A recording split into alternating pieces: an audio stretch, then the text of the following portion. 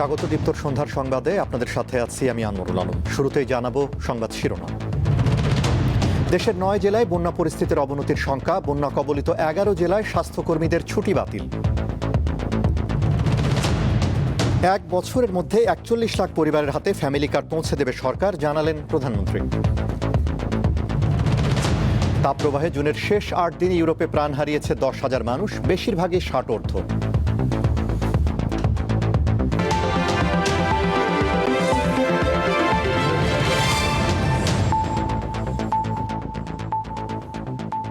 এবারে বিস্তারিত। দেশের উত্তর পূর্বাঞ্চল ও উত্তরাঞ্চলের ৯টি জেলার নদী সংলগ্ন নিম্নাঞ্চলে আগামী ২৪ থেকে ৪৮ ঘন্টার মধ্যে কোথাও কোথাও স্বল্পমেয়াদী বন্যা পরিস্থিতির সৃষ্টি অথবা বিদ্যমান পরিস্থিতির আরও কিছুটা অবনতি হতে পারে। আজ পানি উন্নয়ন বোর্ডের বন্যা পূর্বাভাস ও সতর্কীকরণ কেন্দ্রের নিয়মিত পূর্বাভাসে এ তথ্য জানানো হয়েছে।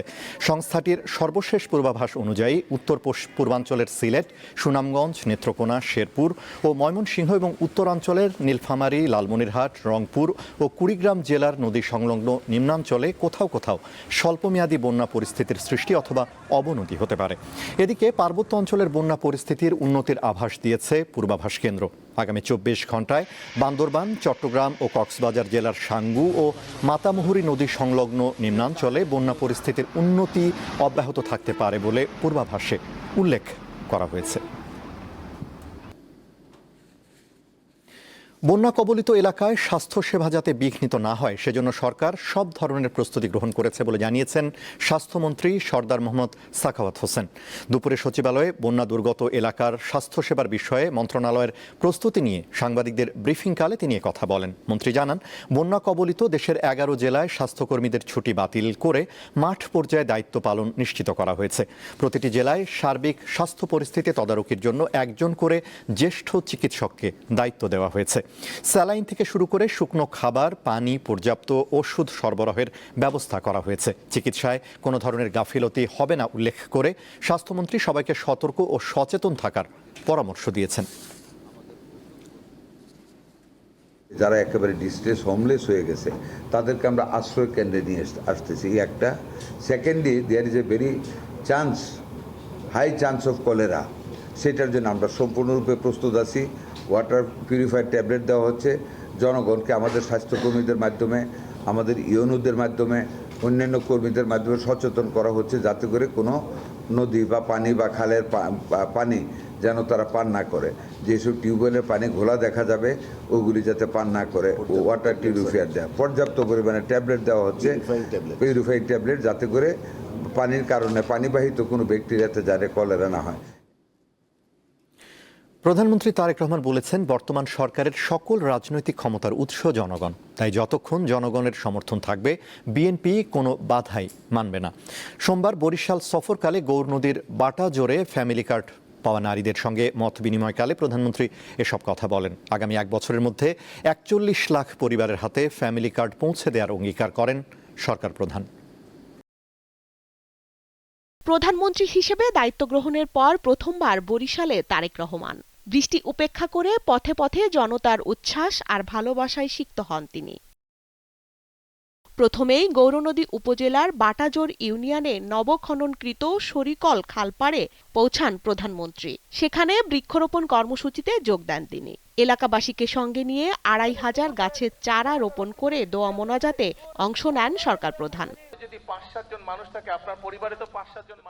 বক্তব্যে প্রকৃতি রক্ষা, বিশেষ করে প্লাস্টিকের ব্যবহারে সতর্ক হওয়ার আহ্বান জানান। দেশটা যেহেতু আমাদের সকলের, এই দেশটার তো আমাদেরকে যত্ন করতে হবে। এই যে দেখেন খালটা, এই আমার সামনে ওইখানে একটা প্লাস্টিকের বোতল পড়ে আছে, তারপরে এখানে একটা প্লাস্টিকের বোতল পড়ে আছে। এই যে বর্ষার সময় এখন আমরা কি দেখি, বিভিন্ন জায়গায় পানি জমা হয়ে যাচ্ছে, হচ্ছে না? সেটি শহরেই হোক, গ্রামেই হোক, বিভিন্ন খাল বিল এগুলো বন্ধ হয়ে গেছে, পানি যেতে পারছে না ঠিকভাবে। এইটা দেখি না আমরা, এই সমস্যা হয় না? তো এখন এই যে সব জায়গায় যদি আমরা ময়লা ফেলি, আবর্জনা ফেলি, তাহলে এই খাল বিল সব ময়লা হয়ে যাবে, খাল বিল সব বন্ধ হয়ে যাবে। সমগ্র দেশের মানুষকে অনুরোধ করব, আসুন আমরা চেষ্টা করি যেখানে সেখানে আবর্জনা যেন আমরা না ফেলি। পরে গৌরনদীর বাটাজোরে ফ্যামিলি কার্ড পাওয়া নারীদের সঙ্গে মতবিনিময় অনুষ্ঠানে যোগ দেন প্রধানমন্ত্রী। সেখানে তিনি বলেন, আগামী 5 বছরে দেশের সকল পরিবারের হাতে ফ্যামিলি কার্ড পৌঁছে দিতে সরকার কাজ করছে। সবাইকে নিয়ে একসঙ্গে দেশ গড়ার কথাও বলেন প্রধানমন্ত্রী। বিএনপির সকল রাজনৈতিক ক্ষমতার উৎস জনগণ। এই জনগণের সমর্থন এবং এই জনগণের সমর্থন যতক্ষণ বিএনপির কাছে থাকবে, যতক্ষণ বিএনপির পাশে জনগণ থাকবে, বিএনপি কোনো বাধা মানবে না। বিএনপি দেশকে ইনশাল্লাহ সামনের দিকে এগিয়ে নিয়ে যাবে। বরিশাল সফরকালে প্রধানমন্ত্রী বাবুগঞ্জ উপজেলার পূর্ব রহমতপুর এলাকায় বাংলাদেশ সেনাবাহিনীর গ্রীষ্মকালীন প্রশিক্ষণ মহড়া পরিদর্শন করেন। এ সময় প্রধানমন্ত্রী শত্রুপক্ষের ড্রোন শনাক্ত ও প্রতিরোধ রোধে ব্যবহৃত anti drone multi barrel system কার্যক্রমও প্রত্যক্ষ করেন। এক পর্যায়ে তিনি সেনা সদস্যদের সঙ্গে মাটিতে বসে কিছু সময় কাটান। তিনি তাদের প্রশিক্ষণ, দায়িত্ব, মাঠ পর্যায়ের অভিজ্ঞতার কথা শোনেন। মহড়ায় অংশগ্রহণকারী সেনা সদস্যদের জন্য যুদ্ধক্ষেত্রের পরিবেশে তাৎক্ষণিকভাবে প্রস্তুতকৃত খাবারও গ্রহণ করেন প্রধানমন্ত্রী। স্বস্তিকা সিংহ, দীপ্ত সংবাদ, ঢাকা। সরকারের আর্থিক খাতে সংস্কার, গত কয়েক মাসে অর্থনৈতিক প্রবৃদ্ধি সহ সার্বিক কার্যক্রমে আন্তর্জাতিক মুদ্রা তহবিল IMF সন্তুষ্টি প্রকাশ করেছে বলে জানিয়েছেন অর্থমন্ত্রী আমির খসরু মাহমুদ চৌধুরী। দুপুরে সচিবালয়ে IMF এর সাথে বৈঠক শেষে একথা জানান অর্থমন্ত্রী। বলেন, IMF এর নতুন ঋণ কর্মসূচি নিয়ে আলোচনায় সন্তোষজনক অগ্রগতি হয়েছে। IMF এর দেওয়া সংস্কার শর্তগুলো বাংলাদেশের অর্থনীতি ও জনগণের প্রেক্ষাপটে ধাপে ধাপে বাস্তবায়ন করা হবে। সংস্থাটি নতুন রাজনৈতিক সরকারের কার্যক্রমে সন্তুষ্ট বলেও দাবি করেন অর্থমন্ত্রী।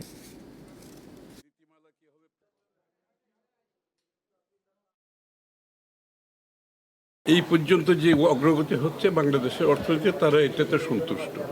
সেটা আর্থিক খাতে যে সমস্যাগুলো আছে, শেয়ার বাজার, ক্যাপিটাল মার্কেটে যে বিষয়গুলো আছে, এবং এমনকি ট্যাক্স জিডিপিতে যে আমরা 4,10,000 পার হয়ে গেছে, এটা প্রথমবারের মতো এত বড় গ্রোথ হয়নি, মাত্র আমাদের 4 মাসের গভর্নমেন্টের এটা চেষ্টার ফলে।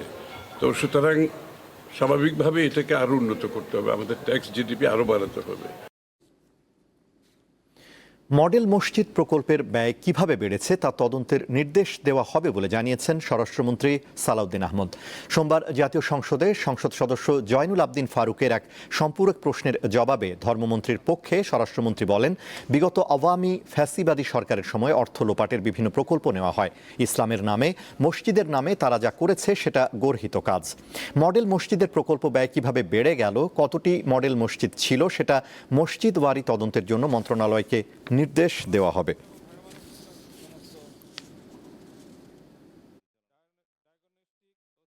বিগত আওয়ামী ফ্যাসিবাদী সরকারের সময়ে অর্থ লোপাটের বিভিন্ন প্রকল্প নেওয়া হয়েছে।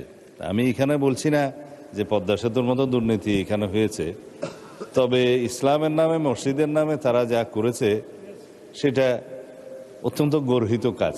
কতটা নাম্বার অফ মডেল মসজিদ হয়েছে, সমস্ত মসজিদ ওয়ারি সেটা তদন্ত পরিচালনা করার জন্য আমি আজকে মন্ত্রণালয়কে নির্দেশ দেব, মাননীয় স্পিকার। জুলাই গণঅভ্যুত্থানের মামলাগুলোর বিচার দ্রুত শেষ করাই ট্রাইব্যুনালের লক্ষ্য বলে জানিয়েছেন আন্তর্জাতিক অপরাধ ট্রাইব্যুনালের চিফ প্রসিকিউটর আমিনুল ইসলাম। সোমবার এক ব্রিফিংয়ে তিনি বলেন, বর্তমানে ট্রাইব্যুনালে 24টি মামলা বিচারাধীন রয়েছে এবং সর্বোচ্চ গুরুত্ব দিয়ে সেগুলোর কার্যক্রম চলছে। তিনি জানান, জুলাই আগস্টের গণঅভ্যুত্থানে সংগঠিত হত্যাযজ্ঞ ও মানবতা বিরোধী অপরাধের মামলায় আওয়ামী লীগের উপদেষ্টা পরিষদের সদস্য আমির হোসেন আমু, সাবেক মন্ত্রী দীপু মনি, শাহজাহান খান, কামাল আহমেদ মজুমদার, আব্দুর রাজ্জাক সহ 10 জন সাবেক মন্ত্রী ও সংসদ সদস্যের বিরুদ্ধে তদন্ত প্রতিবেদন প্রসিকিউশনের হাতে এসেছে। বর্তমানে প্রতিবেদনগুলো যাচাই বাছাইয়ের শেষ পর্যায়ে রয়েছে। সব আইনি প্রক্রিয়া শেষে চলতি জুলাই মাসেই আসামিদের বিরুদ্ধে আনুষ্ঠানিক অভিযোগ ট্রাইব্যুনালে দাখিল করা হবে। ইতিমধ্যে তো দেখছেন আমাদের অনেকের বিরুদ্ধে বিচার চলছে এবং আরো অনেকেই তারা গ্রেফতারাধীন আছে। তাদের বিরুদ্ধেও রিপোর্ট সাবমিট সাপেক্ষে ফর্মাল চার্জ দাখিল হবে এবং তাদের বিরুদ্ধেও খুব শিগগির রিপোর্ট দাখিল হবে বলে আমরা আশা করছি। আমির হোসেন আমু আছেন, আব্দুর রাজ্জাক খান আছেন, শাহজাহান খান আছেন, আমাদের কামাল আহমেদ মজুমদার আছেন, এরকম বেশ কয়েকজন আছে। তাদের পর্যায়ক্রমে তাদের বিরুদ্ধে রিপোর্ট সাবমিট হবে। ইনভেস্টিগেশন, আমি যতদূর জানি তাদের বিরুদ্ধে ইনভেস্টিগেশন রিপোর্ট প্রায় শেষ। শিগগির ইনভেস্টিগেশন রিপোর্ট দাখিল হবে বলে আমরা জেনেছি। আন্তর্জাতিক জুনের শেষ ভাগে রেকর্ড ভাঙা তাপপ্রবাহের ফলে ইউরোপের দেশগুলোতে 10,000-এরও বেশি মৃত্যুর ঘটনা ঘটেছে। যাদের মৃত্যু হয়েছে তাদের মধ্যে 9,000-এরও বেশি মানুষের বয়স 65 বা তারও বেশি।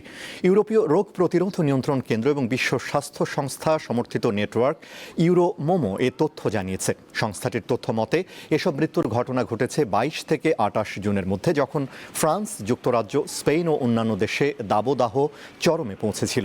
জুনের শেষ সপ্তাহে কেবল ফ্রান্স ও বেলজিয়ামেই বেশিরভাগ মৃত্যুহার রেকর্ড করা হয়েছে। এদিকে অন্য একটি গবেষণায় দেখা গেছে শুধুমাত্র মে ও জুন মাসের তাপপ্রবাহে ইংল্যান্ড ও ওয়েলসে প্রায় 2,700 মানুষের মৃত্যু হয়েছে। এসব মৃত্যুর 42% পেছনে দায়ী ছিল তীব্র তাপপ্রবাহজনিত নানা রোগ। বিশেষ করে বয়স্ক ব্যক্তিরা বেশি আক্রান্ত হয়েছেন। বিজ্ঞানীরা বলছেন, জলবায়ু পরিবর্তনের কারণে ঘন ঘন দাবদাহ হচ্ছে আর দিন দিন তা আরও তীব্র হচ্ছে। ইরানের বিভিন্ন লক্ষ্যবস্তুতে হামলা চালানোর দাবি করেছে যুক্তরাষ্ট্রের সামরিক বাহিনীর সেন্ট্রাল কমান্ড সেন্টকম। লক্ষ্যে নিখুঁতভাবে আঘাত হানতে সক্ষম অস্ত্র ব্যবহারের কথা জানিয়েছে তারা।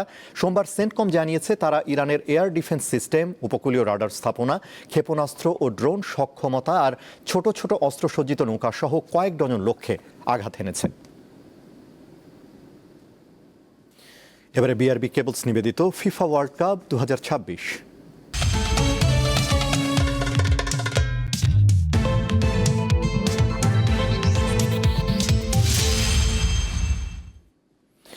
ফুটবল বিশ্বকাপের প্রথম সেমিফাইনালে মুখোমুখি হবে ইউরোপের জায়ান্ট ফ্রান্স ও স্পেন। ম্যাচটি মাঠে গড়াবে 14 জুলাই বাংলাদেশ সময় রাত 1টায়। একদিকে কিলিয়ান এমবাপ্পের নেতৃত্বে ফ্রান্সের শক্তিশালী আক্রমণ ভাগ, অন্যদিকে তরুণ প্রতিভায় ভরপুর স্পেনের দারুণ ছন্দময় ফুটবল। অন্য সেমিফাইনালে মুখোমুখি হবে আর্জেন্টিনা ও ইংল্যান্ড। ম্যাচ শুরু হবে 15 জুলাই রাত 1টায়। মেসির আর্জেন্টিনা নাকি বেলিংহামের ইংল্যান্ড, কে যাবে বিশ্বকাপের ফাইনালে সে অপেক্ষায় ফুটবল বিশ্ব।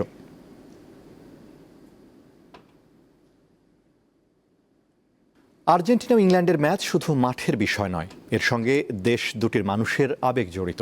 1982 সালে ফকল্যান্ড দ্বীপপুঞ্জ নিয়ে তাদের মধ্যে রক্তক্ষয়ী যুদ্ধ হয়। 1986 সালের বিশ্বকাপে ইংলিশদের বিপক্ষে হাত দিয়ে গোল করেন দিয়েগো ম্যারাডোনা, যা ফুটবল ইতিহাসে ব্যাপক বিতর্কের জন্ম দেয়। ইংল্যান্ড ও আর্জেন্টিনা ফুটবল ম্যাচ কি শুধু পরের রাউন্ডে যাওয়ার লড়াই? ইতিহাস কিন্তু তা বলে না। বিশ্বমঞ্চে এই দু দলের মুখোমুখি হওয়া মানেই অন্য কিছু। 1986 বিশ্বকাপে ইংল্যান্ডের পিটার শিলটনকে ফাঁকি দিয়ে ডিয়েগো ম্যারাডোনা সেই বিতর্কিত হাত দিয়ে গোল, যাকে তিনি বলেছেন হ্যান্ড অফ গড। ইংল্যান্ড ও আর্জেন্টিনার মধ্যে রয়েছে যুদ্ধের স্মৃতি। দক্ষিণ আটলান্টিক মহাসাগরে ফকল্যান্ড দ্বীপপুঞ্জ নিয়ে দু দেশের মধ্যে হয় এই যুদ্ধ। দ্বীপপুঞ্জটির অবস্থান আর্জেন্টিনার পূর্ব উপকূলে। 74 দিনের যুদ্ধে আর্জেন্টিনা 649 ও 255 ব্রিটিশ সেনা নিহত হয়। যুদ্ধে পরাজয়ের ক্ষত আজও আর্জেন্টিনার জাতীয় স্মৃতির অংশ। অনেকের কাছে ইংল্যান্ডের বিপক্ষে ফুটবল ম্যাচ সেই পরাজয়ের প্রতীকী জবাব দেওয়ার মঞ্চ। ফকল্যান্ড যুদ্ধে 4 বছর পর 1986 বিশ্বকাপের কোয়ার্টার ফাইনালে মুখোমুখি হয় দুই দল। সেই ম্যাচেই জন্ম নেয় ফুটবল ইতিহাসের সবচেয়ে আলোচিত ঘটনা, Diego Maradona hand of god গোল। দুই দেশের বৈরিতে অবশ্য যুদ্ধ দিয়েই শুরু হয়নি। 1966 বিশ্বকাপের কোয়ার্টার ফাইনালে আর্জেন্টিনার অধিনায়ক অ্যান্তোনিও রাতিনকে বিতর্কিতভাবে লাল কার্ড দেখালে পরিস্থিতি উত্তপ্ত হয়ে ওঠে। ম্যাচ শেষে ইংল্যান্ডের কোচ আলফ রামসে নিজের খেলোয়াড়দের আর্জেন্টিনার ফুটবলারদের সঙ্গে জার্সি বদল করতে নিষেধ করেন। তাদেরকে পশু বলে মন্তব্য করেন তিনি। এই মন্তব্যকে বর্ণবাদী হিসেবে আখ্যায়িত করে আর্জেন্টিনা। তখন থেকে দু দেশের সম্পর্ক তিক্ত হয়ে ওঠে। চলতি বিশ্বমঞ্চের লড়াইয়ে বাড়তি আবেগের কারণ লিওনেল মেসি। দীর্ঘ ক্যারিয়ারে এখনও ইংল্যান্ডের বিপক্ষে খেলেননি তিনি, তাই ম্যাচটিকে স্মরণীয় করে রাখতে চান আর্জেন্টিনার সমর্থকরা। মোহাম্মদ হাসিব, দীপ্ত স্পোর্টস। শেষ করব দীপ্তর সন্ধ্যার সংবাদ, তার আগে সংবাদ শিরোনামগুলো জানাবো আরও একবার। দেশের 9 জেলায় বন্যা পরিস্থিতির অবনতির সংখ্যা, বন্যা কবলিত 11 জেলায় স্বাস্থ্যকর্মীদের ছুটি বাতিল। 1 বছরের মধ্যে 41 লাখ পরিবারের হাতে ফ্যামিলি কার্ড পৌঁছে দেবে সরকার, জানালেন প্রধানমন্ত্রী। তাপপ্রবাহে জুনের শেষ 8 দিনে ইউরোপে প্রাণ হারিয়েছে 10,000 মানুষ, বেশিরভাগই ষাটোর্ধ্ব।